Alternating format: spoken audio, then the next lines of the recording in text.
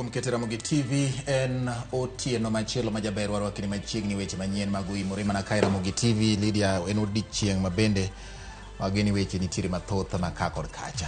Tarik 11 dwe mar 8 2024 ka bende tuke mag Olympics ogik e gikone odiochieng' makawuono George Batsi. Kenya eng'we kinda ma iluongo ni marathon Helen Obiri notieko namba 3 kendo yudo midila mar bronze eng'wech manoloko kod Sifa Hassan. Kabende joma opogore mayudo chwalo puoch gi pak ne tim mar Kenya bende oting'o nying Kenya malo.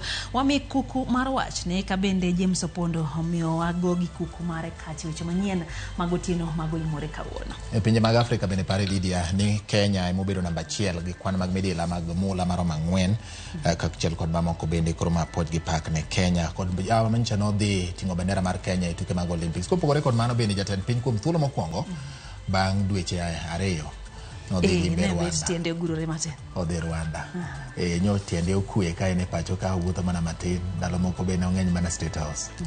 Yes. Korom gajwang' Malia biro bang' rawere mag Gen Z bedo ni osebedo kabago ng'anyo mano motise ni back to back abeno tamo jatelo wuotho kawuono owuok odhi e piny mar Rwanda. Wanyisi ni to dio mang'ota ngomotere kuno mane chendo ni maro imore nyakorom gajwang'. Kamora mara maintie be thuolo mar ndiko no nyako Ramogi wan gi mathoth. Namba wa mar simu na 3 Facebook Ramogi TV Kenya, mbui mar YouTube kachiel kod X @Ramogi TV KE.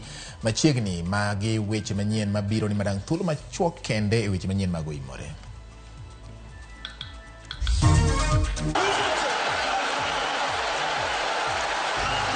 Piny Kenya otike thuolo mokwongo e kind pinje mag Afrika kod namba 17 e piny mangima e tuke Olympics ma orumo ayanga odiochieng' makawuono.